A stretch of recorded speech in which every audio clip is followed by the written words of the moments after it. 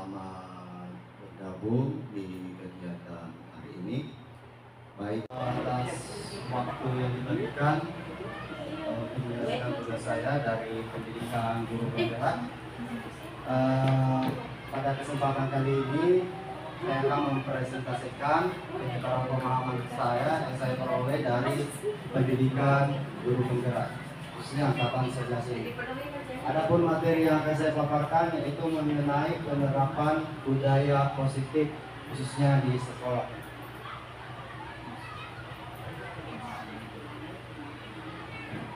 Baik, untuk agenda kegiatan kita hari ini pembukaan. Mungkin nanti bisa diawali minta tolong bantuan ibu etik untuk membuka dengan doa. Terus nanti ada materi budaya positif di sekolah dan yang terakhir penutup. Kegiatan kita, mari kita awaskan dengan doa. Saya akan berdoa dengan agama Kristen Protestan. Bagi ibu yang memakai dengan lain tolong menyelesaikan. Kita berdoa dengan mengucap syukur terima kasih kepada Tuhan yang kami sembah. Kami bersyukur atas hari ini, di mana Tuhan mempersatukan kembali kami dalam suatu kegiatan yang diadakan oleh Bapak Guru Wahyu. Berkatilah Pak Guru yang akan membimbing kami, sehingga materi yang diberikan bagi kami akan membawa hasil yang baik dalam pelayanan kami di kelas masing-masing. Baik, pada kesempatan kita hari ini ada pun kesepakatan kelas yang saya tuangkan ke dalam presentasi ini, yaitu mohon untuk HP di silent saat kegiatan. Jika ada sesuatu yang ingin ditanyakan, silakan ajukan tangan untuk berpendapat. Terus aktif mengikuti kegiatan, dan yang terakhir saling menghargai pendapat yang diberikan. Jadi pendidikan menurut Hajar Dewantara merupakan tuntunan kepada anak untuk memperoleh akal induk dan kebahagiaan. Jadi dalam menuntut perubahan karakter anak ke arah yang lebih baik, terus membentuk perilaku anak dengan pembiasaan positif. Maka dari itu tentang pemahaman ini berkaitan dengan disiplin positif.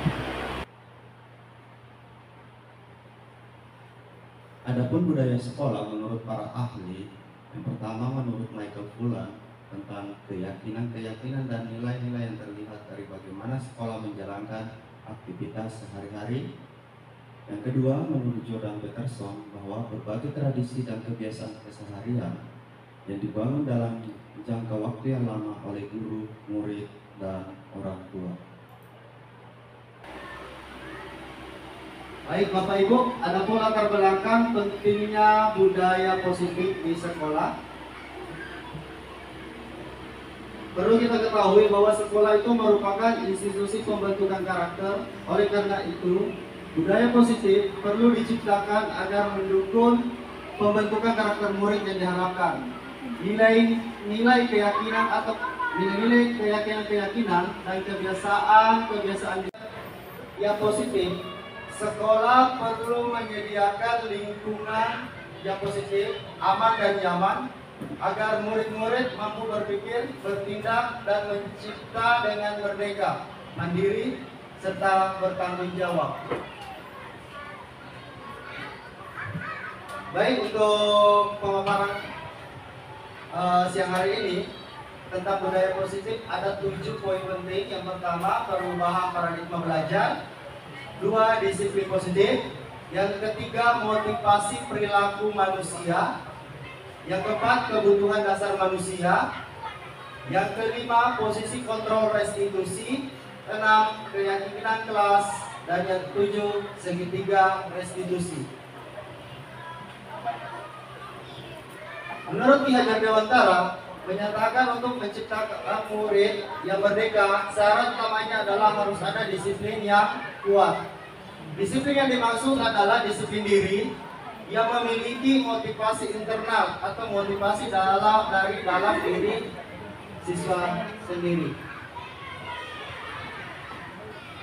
Baik, kita akan masuk ke perubahan paradigma belajar.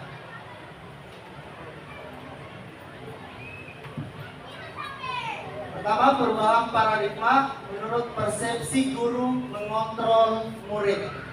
Pada dasarnya, guru tidak dapat memaksa murid untuk berbuat sesuatu jika murid tersebut memilih untuk tidak melakukannya. Walaupun tampaknya kita sedang mengontrol perilaku murid tersebut, hal ini karena murid tersebut sedang mengizinkan dirinya untuk dikontrol. Mungkin dalam bentuk muridnya segan sama si gurunya ya. Hal ini karena murid tersebut mengizinkan dirinya untuk dikontrol. Saat itu, bentuk kontrol guru menjadi kebutuhan dasar yang dipilih murid tersebut. Teori kontrol menyatakan bahwa semua perilaku memiliki tujuan, bahkan terhadap perilaku yang tidak sesuai atau yang bertentangan dengan nurani si murid. Lanjut, persepsi bahwa semua penguatan positif efektif dan bermanfaat. Segala usaha untuk mempengaruhi murid agar mengulangi suatu perilaku adalah usaha untuk mengontrol murid. Penguatan positif termasuk bentuk kontrol. Dalam jangka waktu tertentu, kemungkinan murid tersebut akan menyadarinya dan mencoba untuk menolak rujukan kita. Atau bisa jadi murid tersebut menjadi tergantung pada pendapat sang guru untuk berusaha. Jadi ada ketergantungannya. Lanjut. Ini tentang persepsi bahwa semua penguatan positif efektif dan bermanfaat. Jadi masih lanjutan dari slide sebelumnya. Menggunakan kritik dan rasa bersalah untuk mengontrol murid menuju pada identitas gagal. Mereka belajar untuk merasa buruk tentang diri mereka. Mereka mengembangkan dialog diri yang negatif. Kadang-kala sulit bagi guru untuk mengidentifikasi bahwa mereka melakukan perilaku ini, karena seringkali guru menggunakan suara halus untuk menyampaikan pesan negatif. Mungkin pembawaannya lembut, tapi maknanya itu mungkin negatif. Ya. Baik Bapak Ibu, kita lanjut ke tahap berikutnya dalam materi ini tentang disiplin positif. Kata disiplin sering dihubungkan dengan hukuman, padahal berbeda. Karena belajar tentang disiplin positif tidak harus dengan memberi hukuman. Justru itu adalah alternatif terakhir, dan jika perlu tidak digunakan. Disiplin diri berarti bertanggung jawab terhadap tindakan berdasarkan nilai-nilai kebajikan universal.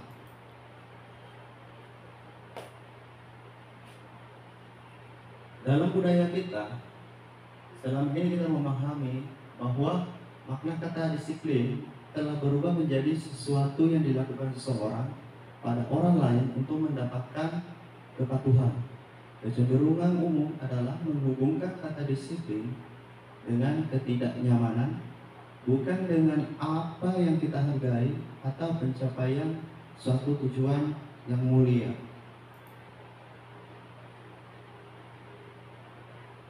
Menurut ahli, salah satunya yaitu Diana Goseng pada tahun 98, dengan mengaitkan nilai-nilai kebajikan yang diyakini seseorang, maka motivasi intrinsiknya atau motivasi dalam dirinya akan terbangun, sehingga menggerakkan motivasi diri dalam untuk dapat mencapai tujuan mulia yang diinginkan.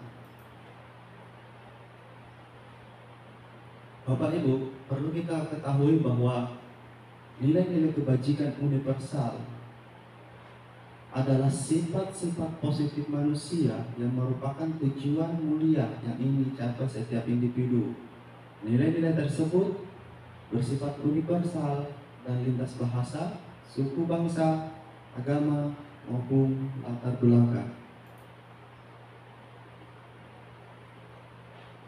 Baik Bapak Ibu, adapun nilai-nilai kebajikan universal yang sementara ini sudah dijalankan di sekolah kita dan bahkan secara nasional, yaitu tentang profil pelajar Pancasila. Yang bagaimana? Yang pertama, beriman bertakwa kepada Tuhan Yang Maha Esa dan berakhlak mulia, mandiri, bernalar kritis, berkebinekaan global, bergotong royong, serta kreatif. Sekarang motivasi perilaku manusia.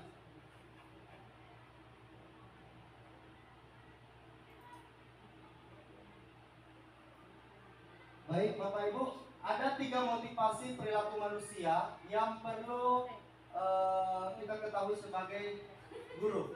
Yang pertama, untuk menghindari ketidaknyamanan atau hukuman, salah satu motivasinya ini.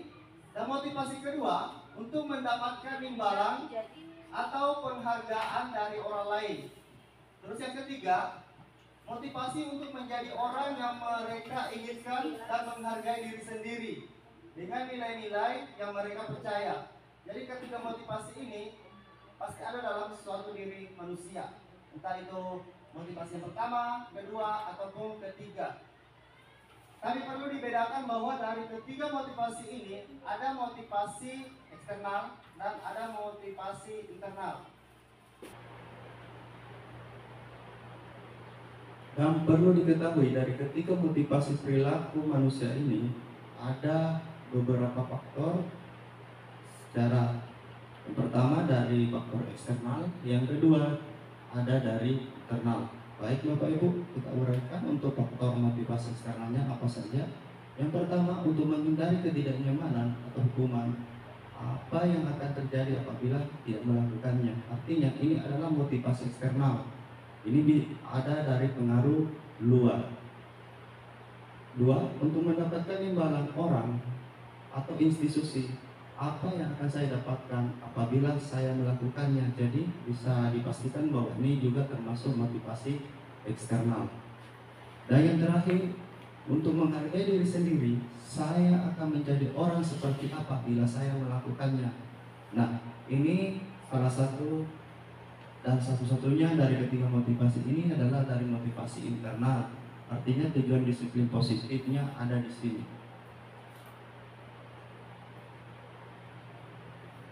Menurut Ki Hajar Dewantara, merdeka itu artinya tidak hanya terlepas dari perintah, akan tetapi juga cakap buat memerintah diri sendiri.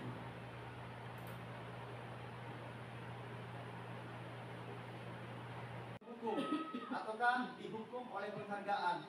Jadi kadang kita memberikan penghargaan ke siswa, biasanya kalau di lingkungan sekolah itu mungkin pemberian ranking, ya. Nah, tanpa kita sadari, pasti di antara siswa yang lain yang tidak mendapatkan ranking atau peringkat, pasti akan muncul di dalam dirinya rasa mungkin tidak puas atau bagaimana dan sebagainya. Nah, bahwa penghargaan berlaku sama dengan hukuman dalam arti meminta untuk membujuk seseorang, melakukan sesuatu untuk memenuhi suatu tujuan tertentu dari orang yang meminta atau membujuk. Dorongan eksternal dan akan ada faktor ketergantungan. Beberapa dampak dari pemberian penghargaan itu menurut pendapat Victor tahun 93. Baik, lanjut, dihukum oleh penghargaan. Nah, penghargaan itu bisa merusak hubungan. Bisa saja pengaruhnya jangka pendek dan jangka panjang. Itu pasti akan muncul kecemburuan sosial. Baik. Untuk hukuman, dalam persepsi manusia, hukuman dan konsekuensi itu tidak mampu dibedakan. Hukuman berfokus pada menghentikan perilaku negatif, sedangkan konsekuensi membantu siswa belajar dari tindakan mereka sendiri. Baik, secara garis besarnya bahwa hukuman apabila tidak sejalan dengan apa yang kita lakukan dan apa yang pelanggaran yang lakukan murid itu masuk dalam kategori pengumuman, hukuman, mohon maaf.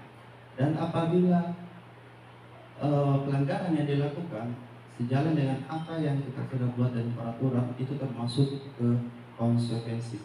Baik Bapak Ibu, kita sedikit bermain dulu tentang penyebaran pemahaman hukuman dan konsekuensi.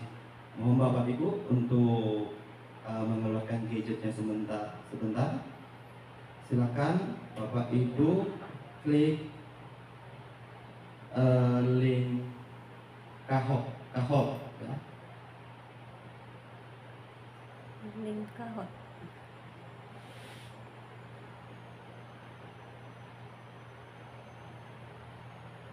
Nah, Bapak Ibu silakan Bapak Ibu join dengan memasukkan kode.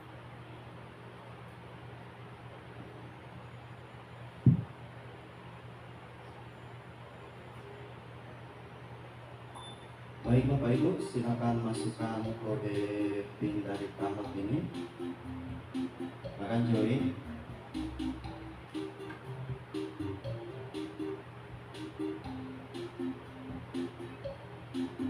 Bagaimana? Pak?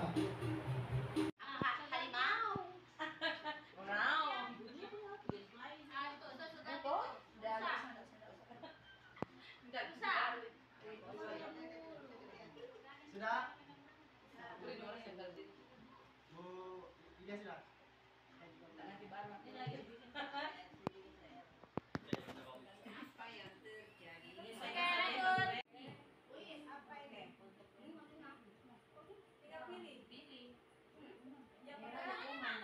Sudah lewat tadi. Ibu guru berarti kesananya tadi mencatat di buku 100 kali. Saya nggak pernah mencatat Lanjut ya. Baca di sini gambarnya. Bacakan. Coba bacakan. Oke, siap. Saya bagian baca sudah Pak, saya tidak jadi. Murid diminta untuk push up 15 kali karena tidak menggunakan masker ke sekolah. Suruh push up karena tidak pakai masker. Hukuman konsekuensi.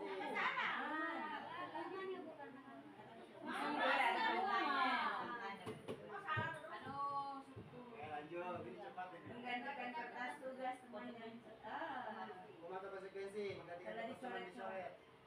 konsekuensi dia pernah sekali.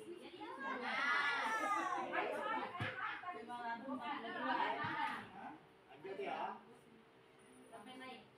Oke, dua lagi, siap. Widya. Membersihkan tumpahan air di meja tulis karena tersenggol pada saat belajar. Apa hukuman konsekuensi?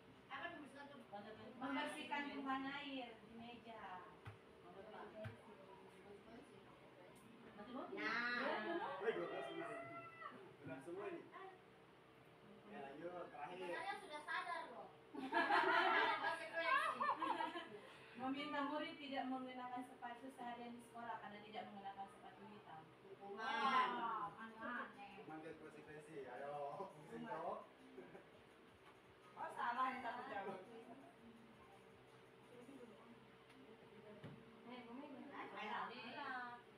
Benar. Terakhir. itu namanya Terakhir ya. Soal terakhir. lari melalui lapangan basket. Lari Lari mengenai mengenai lapangan lapangan basket. basket 2 kali karena terlambat sebelum pengumuman. Pelajaran Untuk PJK. pelajaran PJOK. Ayo, bukan konsekuensi karena sudah mungkin dong sepatu atur. Jangan terlambat ya, terlambat di lapangan. Anu sih. Lagi. Oke, stop ya. Sebentar, bercanda sebentar.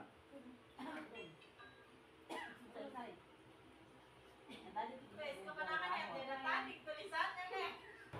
Baik, Bapak Ibu, dari jawaban Bapak Ibu tadi kita akan membahasnya tentang jawaban hukuman atau konsekuensi dari tindakan-tindakan dalam pernyataan-pernyataan yang saya berikan dalam permainan tadi. Yang pertama, mencatat 100 kali di dalam buku kalimat saya tidak akan terlambat lagi karena terlambat ke sekolah.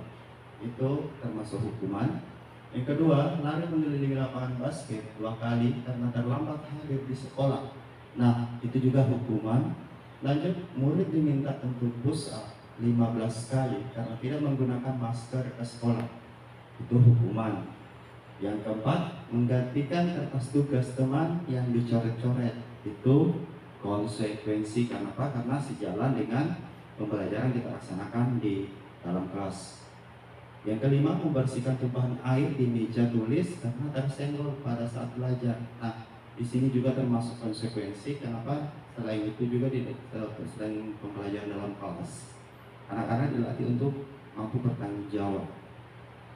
Nah, meminta murid tidak menggunakan sepatu seharian di sekolah karena tidak menggunakan sepatu hitam. Nah, ini termasuk hukuman. Bisa saja ini bisa masuk kategori hukuman fisikis. 7. Lari memilih lapangan basket 2 kali karena terlambat 10 menit untuk pelajaran PJOK. Jadi ini sudah dipastikan konsekuensi. Kenapa? Lari memilih lapangan basket ini berkaitan dengan fisik anak-anak pada saat jam pelajaran PJOK. Jadi Adapun kesepakatan kelasnya itu disesuaikan dengan pembelajaran yang dilakukan oleh siswa dan guru. Baik Bapak Ibu, kita lanjut.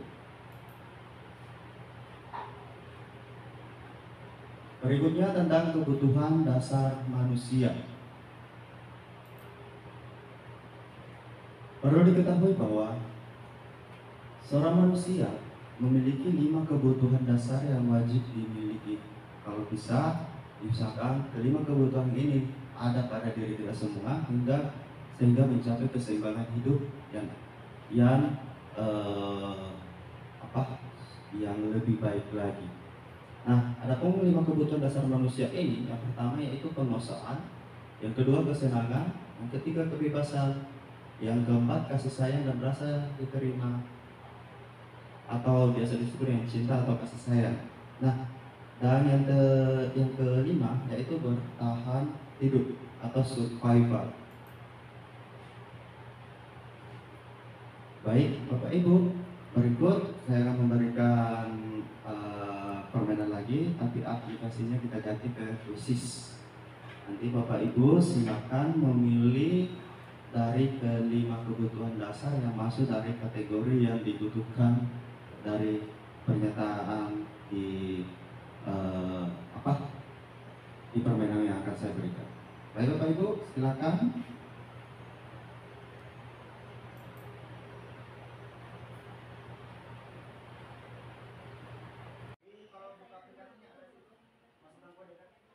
Masukkan nama kamu. Nama biasa saja. Mulai. Ya, dengan mulai. Mulai. Oke.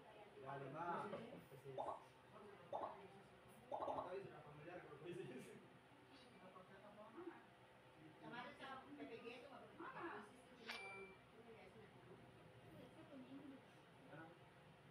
Dia ganti nama lagi.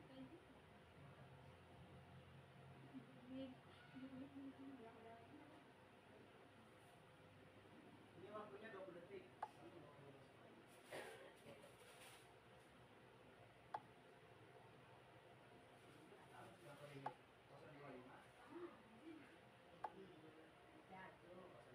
Sebagai siswa. Tapi endai. Rambut bisa oh. Kamu Pak. Semua ya?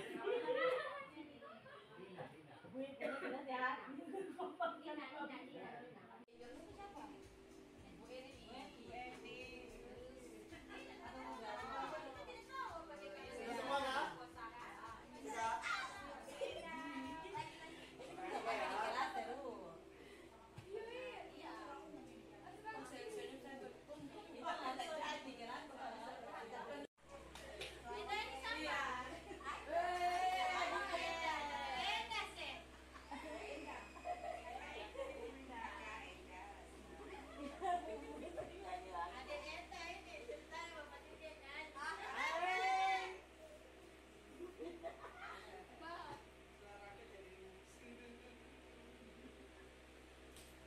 Dia itu membutuhkan cinta dan kasih sayang. Lanjut.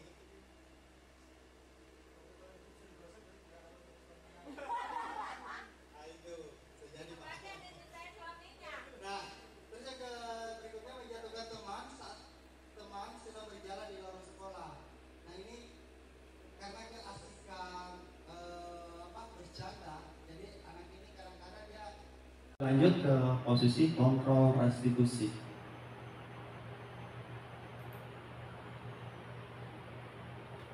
Bapak Ibu, sebagai seorang guru, tentunya kita memiliki berbagai macam cara dalam menghadapi siswa di kelas yang memiliki berbagai macam karakter, dan kita kadang memberikan juga kontrol kepada siswa dengan cara yang sama, tapi dengan siswa yang karakter yang berbeda.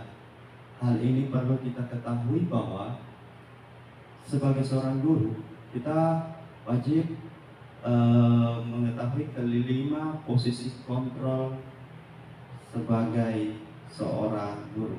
Baik Bapak Ibu, kita mulai. Yang pertama, dalam penerapan seksi 3 restitusi, salah satu program yang dikembangkan adalah 5 posisi kontrol yang bertujuan untuk proses pendidik mampu mengenali dirinya sendiri.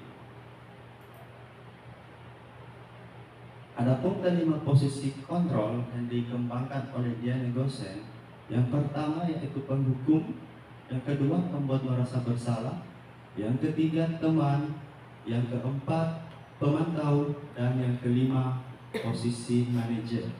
Baik Bapak Ibu, untuk posisi penghukum, baik silakan menyaksikan videonya.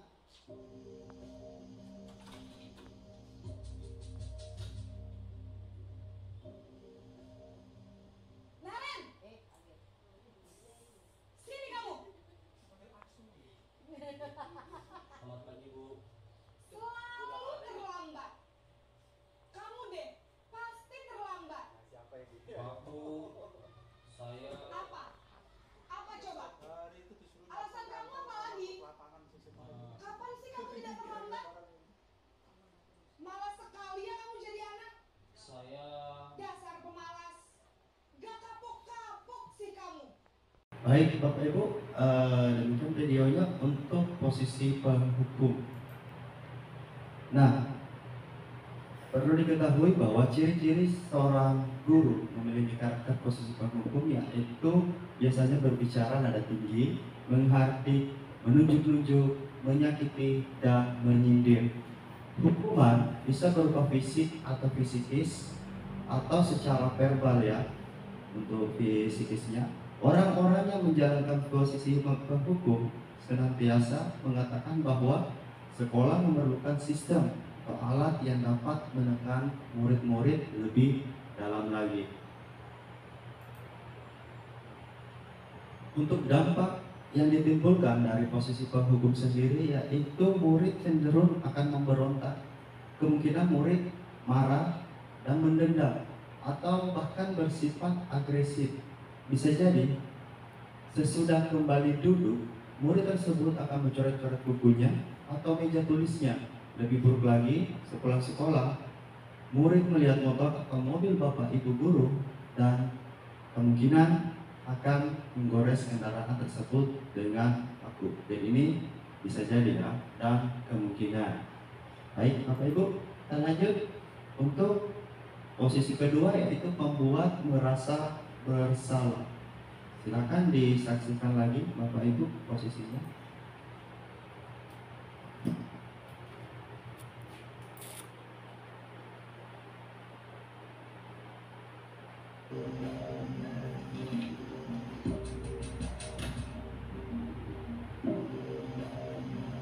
Naren!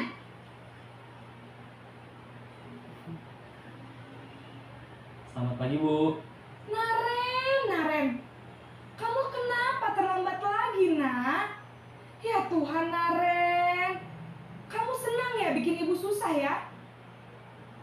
Kalau kamu terlambat lagi, nanti ibu yang ditegur bapak.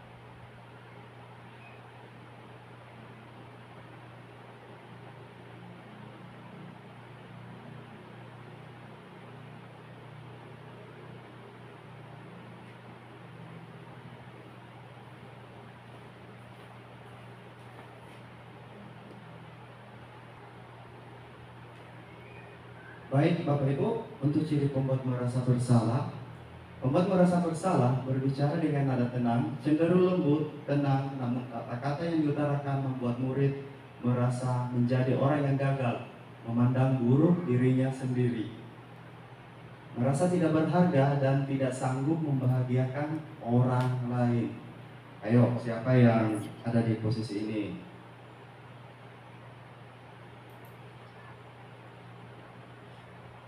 Bagaimana Bu? Oke, baik. Nah, untuk dapat membuat merasa bersalah, ketika guru mengambil posisi bersalah, murid akan menganggap dirinya yang bersalah dan ia akan menyimpan emosi negatif. Bisa saja menjadi pendendam yang emosinya ini disimpan dalam dirinya. Kadangkala sikap seperti ini lebih berbahaya dari sikap penghukum, dari sikap yang posisi yang pertama tadi, Murid tertekan seperti inilah yang tiba-tiba bisa meletus amarahnya karena emosi negatifnya ini dipendam dalam diri si siswa tersebut. Baik Bapak Ibu, kita lanjut ke posisi ketiga, yaitu posisi teman. Silakan Bapak Ibu. Wah, sudah jam berapa ini nak? Terlambat lagi ya sayang. Iya Bu, habis ibu saya lupa bangunkan saya Bu. Kamu malah menyalahkan ibu kamu. Ibu bukannya anaknya mau dikatain kencang. Masa begini sih? Iya Bu, saya memang terlambat bangun tadi. Jadi biarpun saya lari kencang, tetap gak kekejar Bu. Ya sudah sana. Nanti lain kali larinya lebih kencang lagi ya. Biar gak terlambat lagi. Biar senang ibu. Demi ibu. Bisa kan? Bisa lah Bu. Ya sudah sana masuk kelas. Ibu beresin urusan absen kamu. Kamu ini ada-ada saja.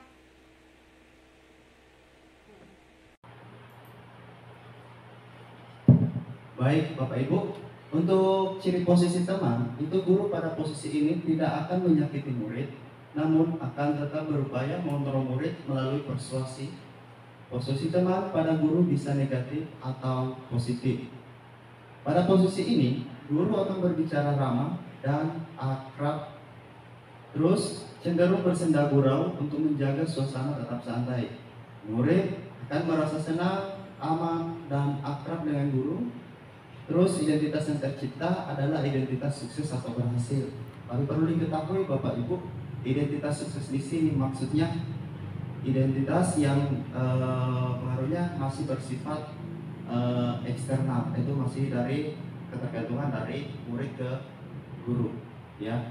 Jadi belum bisa dipastikan faktor dari selain daripada guru itu, bisa saja muridnya tidak memiliki dampak yang positif. Nah, untuk dampak posisi teman, murid akan merasa senang dan akrab dengan guru. Ini termasuk dampak yang positif yang tadi saya maksud Bapak Ibu. Hanya saja di sisi negatif, murid menjadi tergantung pada guru tersebut. Bila ada masalah, dia merasa hanya bisa mengandalkan gurunya untuk membantu. Untuk membantu artinya murid tidak mandiri dan tidak bisa berpikir untuk diri sendiri, sehingga di lain waktu murid hanya mampu berperilaku baik pada orang tertentu saja. Jadi sekarang kalau di sekolah mungkin muridnya yang merasa kepada gurunya, mungkin murid itu hanya berperilaku baik dengan guru tersebut, ya. Lanjut Bapak Ibu, untuk posisi keempat yaitu posisi pemantau. Silakan Bapak Ibu disaksikan dulu videonya.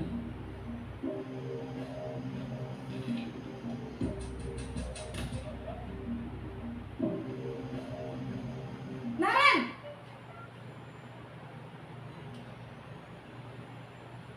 Selamat pagi Bu. Naren, apa peraturan sekolah kita tentang jam berapa kita harus masuk sekolah, nak?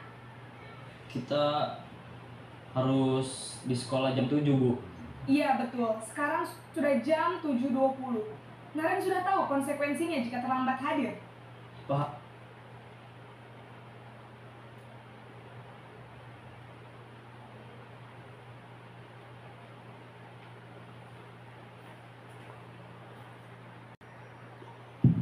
Baik Bapak Ibu, untuk ciri posisi pemantau yaitu hanya mengendalikan perhitungan atau data untuk mengontrol murid, sehingga guru mengarahkan murid berdasarkan konsekuensi.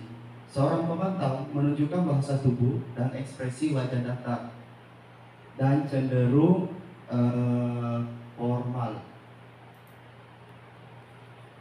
Baik Bapak Ibu, untuk dampak posisi pemantau, murid memahami konsekuensi yang harus dijalankan ketika melakukan pelanggaran salah satu peraturan sekolah.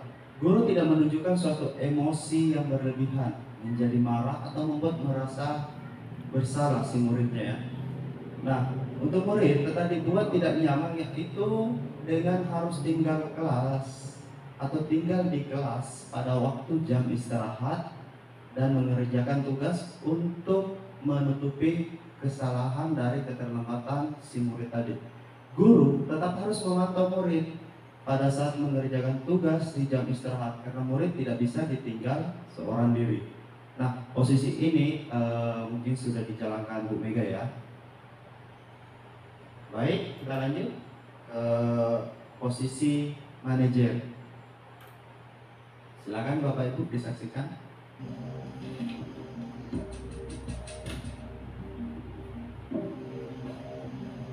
Naren,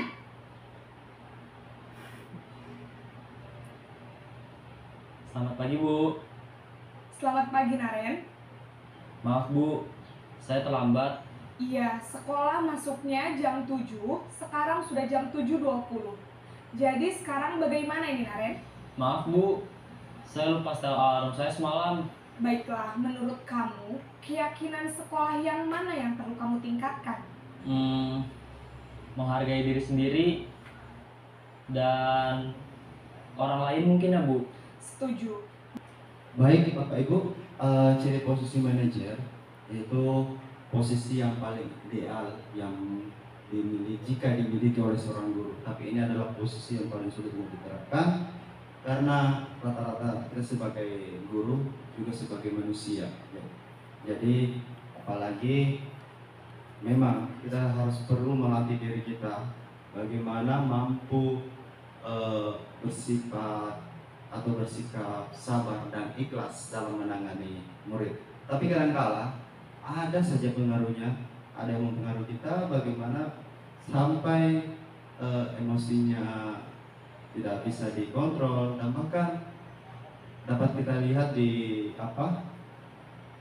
berita-berita yang ada melalui media-media pemberitaan nasional bahwasanya banyak guru yang melakukan tindak kekerasan inilah itulah. Nah, inilah pentingnya bahwasanya kita sebagai guru bagaimana kita harus mampu mengontrol emosi kita dan bersikap sabar dan ikhlas. Baik Bapak Ibu, untuk posisi manajer sendiri adalah posisi di mana guru berbuat sesuatu bersama dengan murid, mempersilahkan murid mempertanggungjawabkan perilakunya, mendukung murid agar dapat menemukan solusi atas permasalahannya sendiri. Seorang manajer telah memiliki keterampilan di posisi teman maupun pemantau. Dengan demikian, bisa jadi di waktu-waktu tertentu kembali kepada kedua posisi tersebut. Bila diperlukan ya, bila diperlukan. Namun, bila kita menginginkan murid kita menjadi manusia yang merdeka, mandiri, dan bertanggung jawab, maka kita perlu mengacu pada restitusi yang dapat menjadikan murid kita seorang manajer bagi dirinya sendiri. Di manajer, murid diajak untuk menganalisis kebutuhan dirinya maupun kebutuhan orang lain. Di sini penekanan bukan pada kemampuan membuat konsekuensi, namun dapat berkolaborasi dengan murid bagaimana memperbaiki kesalahan yang ada. Baik Bapak Ibu, untuk ciri posisi manajer adalah posisi kontrol yang disarankan untuk membimbing murid memiliki sikap disiplin yang positif, yaitu murid yang mandiri, bertanggung jawab, dan dapat memecahkan masalah. Tujuan dari posisi manajer adalah agar murid dapat berefleksi atas tindakannya. Guru akan dengan tulus memberikan pertanyaan-pertanyaan bermakna sehingga membuat murid dapat belajar dari kesalahannya dan mencari solusi untuk menyelesaikannya. Dampak posisi dari manajer adalah pada posisi manajer, maka suara guru itu sebaiknya tulus, tidak perlu marah, tidak perlu meninggikan suara, apalagi menunjuk-nunjuk jari ke murid, berkacak pinggang atau bersikap seolah-olah menyesal. Tampak sedih sekali akan perbuatan murid ataupun bersenda gurau menempatkan diri sebagai teman. Fokus pada murid bukan untuk membahagiakan guru atau orang tua. Murid sudah mengetahui adanya suatu masalah dan sesuatu perlu terjadi. Bila guru mengambil posisi pemantau, guru akan melihat apa konsekuensinya, apa peraturannya. Namun, pada posisi manajer, guru akan mengembalikan tanggung jawab pada murid untuk mencari jalan keluar permasalahannya, tentu dengan bimbingan guru. Baik, Bapak Ibu, kita lanjut ke keyakinan kelas.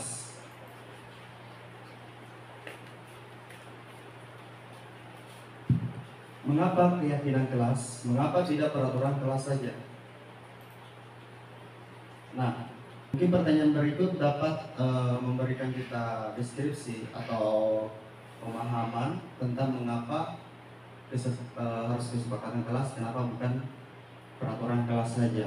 Nah, seperti contoh berikut pernyataannya itu, mengapa kita memiliki peraturan tentang penggunaan helm pada saat mengendarai kendaraan roda 2 atau motor? Kemungkinan jawaban dari Bapak Ibu adalah untuk keselamatan. Ya, itu benar sekali ya.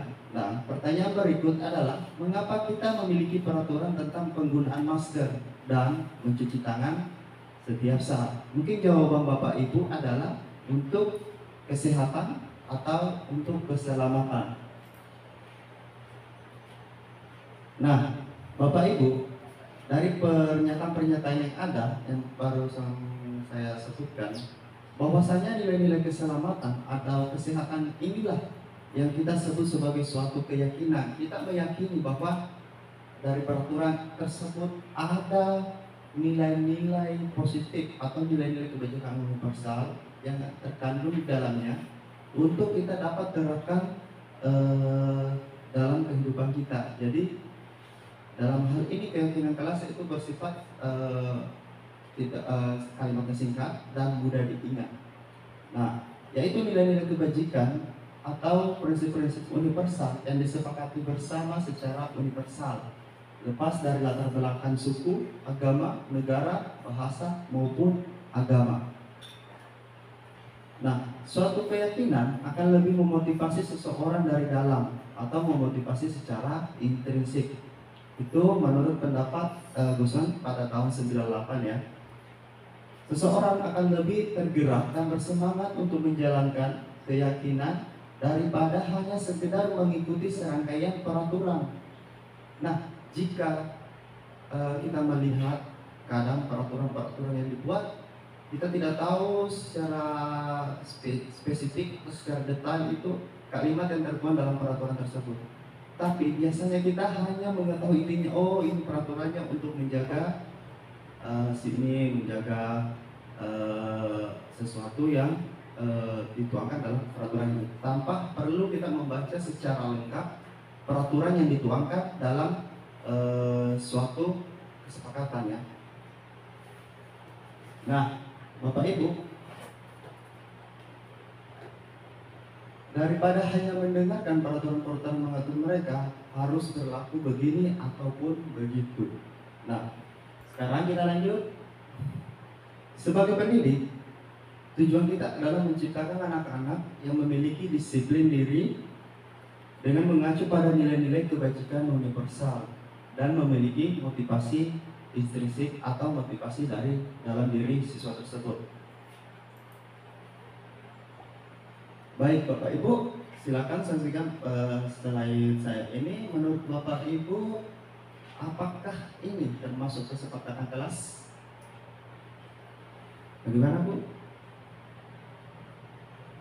Betul, ini adalah suatu produk yang dijual secara online, dan ini memang tulisannya kesepakatan kelas, tapi secara secara umum ini adalah kesepakatan suatu produk yang dijual untuk memberikan daya tarik kepada konsumennya. Tapi pada dasarnya kesepakatan kelas itu, nah perlu diketahui bahwa dalam menyusun suatu keyakinan kelas itu lebih abstrak daripada peraturan yang lebih rinci dan konkret. Keyakinan kelas berupa pernyataan-pernyataan universal Nah, pernyataan kelas senantiasa dibuat dalam bentuk positif. Hendaknya tidak terlalu banyak sehingga mudah diingat dan dipahami oleh semua warga kelas atau siswa. Terus keyakinan kelas sebaiknya sesuatu yang dapat diterapkan di lingkungan tersebut. Dan semua warga kelas hendaknya ikut berkontribusi dalam pembuatan keyakinan kelas lewat kegiatan curah pendapat atau diskusi. Nah, tadi dari produk yang ditawarkan itu tidak ada kontribusi dari siswa kita. Misalkan kita terapkan di sekolah ini, itu tidak ada kontribusi. Tahunya siswa terima beres, tapi pada dasarnya itu kesepakatan kelas adalah kesepakatan yang dituangkan bersama antara guru dan siswa untuk mencapai suatu kesepakatan dan dijalankan secara sadar dan mudah diyakini. Terus yang terakhir, bersedia meninjau kembali keyakinan kelas dari waktu ke waktu. Jadi dari keyakinan kelas yang kita buat, mungkin ada salah satu keyakinan kelas yang tidak perlu atau bahkan tidak efektif dalam berjalan pada saat proses pembelajaran. Itu bisa kita revisi lagi. Kita menuangkan keyakinan kelas yang sifatnya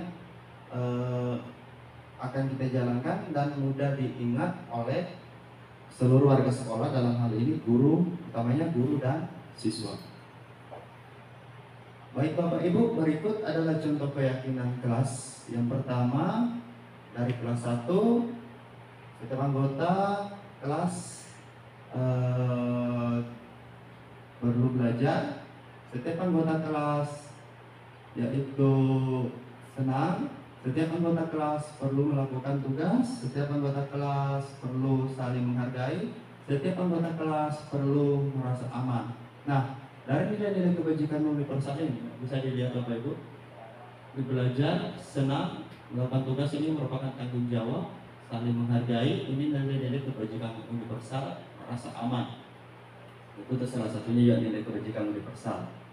Terus contoh untuk keyakinan kelas 5, yaitu yang pertama, selalu bersikap positif, senantiasa menjadi diri terbaik, percaya dan menghormati orang lain serta barang miliknya, berkomitmen terhadap setiap tugas, senantiasa membantu.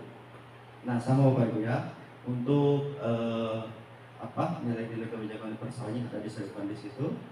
Terus keyakinan kelas 7, kami meyakini bahwa sangat penting untuk menghormati semua orang dan barang milik orang lain. Itu salah satu keyakinan kelas hormat. Ini lebih lebih detail lagi karena langsung ditampilkan juga nilai-nilai kebajikan universalnya, itu hormat ya. Untuk bekerja, kami meyakini bahwa sangat penting untuk mengerjakan segala pekerjaan atau mengikuti kegiatan yang itu telah ditugaskan, atau dalam hal ini tugas rumah yang dalam proses pembelajaran yang diberikan oleh guru kepada muridnya ya. Baik, Bapak Ibu, dan terakhir adalah diterima dan dimiliki. Untuk pemaparannya, kami meyakini bahwa sangat penting untuk merasa diterima pada suatu kelompok dan saling peduli dengan yang lain. Baik, Bapak Ibu, perlu diketahui bahwa proses budaya positif tidak serta-merta hanya diterapkan begitu saja, tapi melalui serangkaian tahapan. Jadi budaya positif ini timbul dari pertama yaitu runtutan dari peraturan kelas atau peraturan sekolah. Setelah peraturan kelas dituangkan, misalkan dalam menerapkan aturan-aturan yang disepakati bersama, maka dari situ dituangkanlah dalam keyakinan kelas. Keyakinan kelas disinilah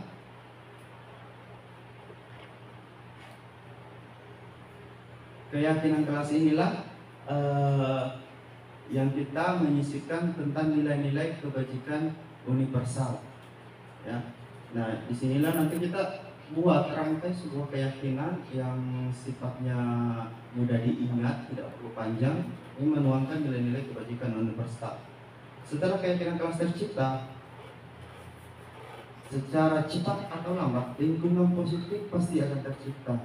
Dengan cara apa? Dengan cara pembiasaan. Kita melaksanakan keyakinan klasik ini secara berkelanjutan, dan kita memperbiasaan mulai dari diri kita sendiri sebagai guru, terus kita tuangkan, kita tuntut murid kita untuk melakukan perbiasaan, dan maka terciptalah yang namanya budaya positif.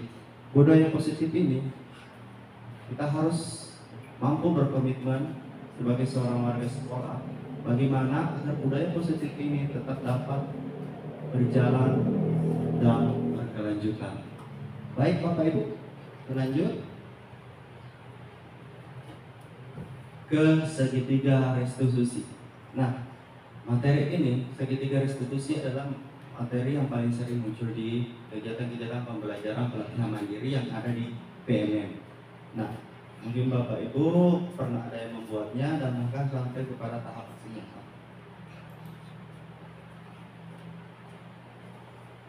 Baik Bapak Ibu, dalam segitiga restitusi terdapat 3 langkah dalam penerapannya untuk siswa. Yang pertama, menstabilkan identitas. Bagian dasar dari segitiga restitusi ini bertujuan untuk mengubah identitas anak dari orang yang gagal karena melakukan kesalahan menjadi orang yang sukses.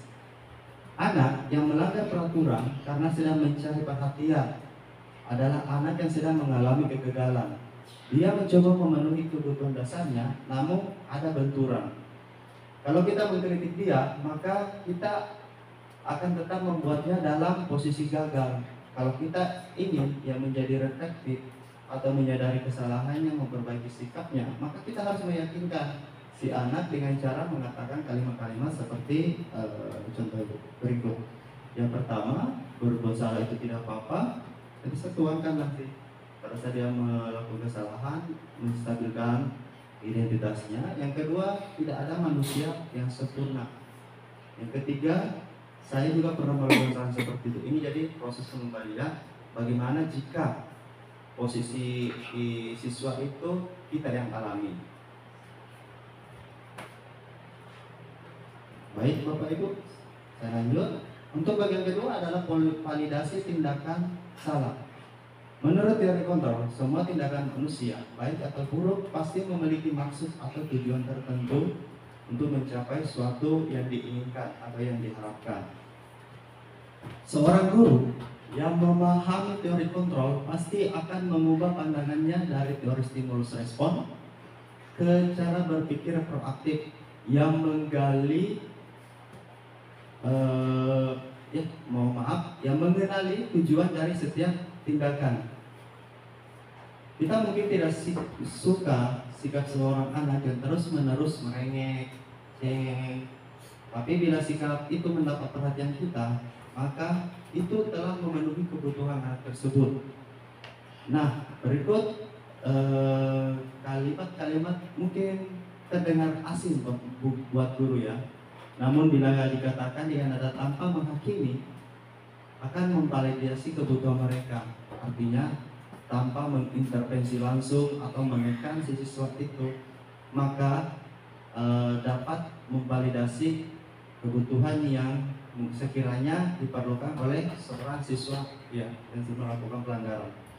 Yang pertama, bisa kita mulai daripada hal, kamu bisa melakukan hal yang lebih buruk lagi dari ini ya. Nah, ini kita bisa gunakan. Terus yang kedua, kamu pasti punya alasan mengapa melakukan hal ini. Nah, kita kembali lagi ke teori kontrol tadi tentang semua tindakan manusia baik buruk pasti memiliki tujuan. Nah, inilah kalimat yang bisa kita gunakan. Kamu pasti punya alasan mengapa melakukan hal itu. Terus yang ketiga, kamu patut bangga pada dirimu sendiri karena kamu telah melindungi sesuatu yang penting bagimu. Terus yang keempat, kamu boleh mempertahankan sikap itu, tapi kamu harus menambahkan sikap yang baru.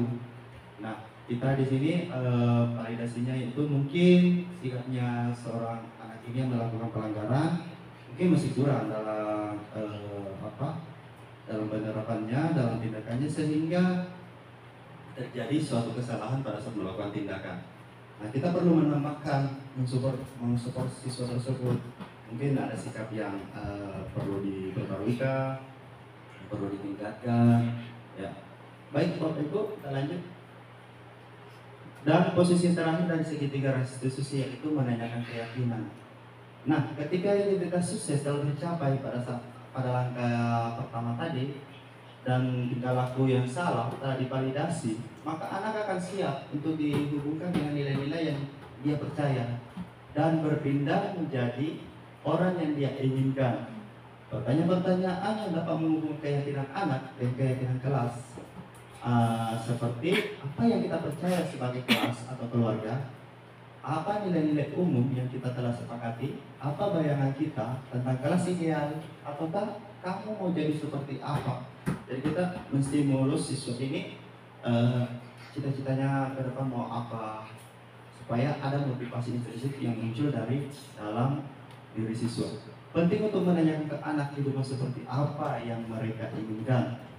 Apakah kamu ingin menjadi orang sukses, bertanggung jawab, atau bisa dipercaya?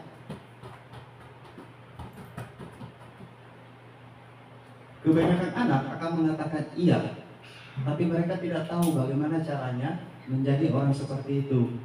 Guru dapat membantu dengan bertanya, seperti apa jika mereka menjadi orang seperti itu. Ketika anak sudah mendapatkan gambaran yang jelas tentang orang seperti apa yang mereka inginkan, guru dapat membantu anak atau menuntut anak tetap fokus pada gambaran yang timbul dari dalam diri si anak, ya.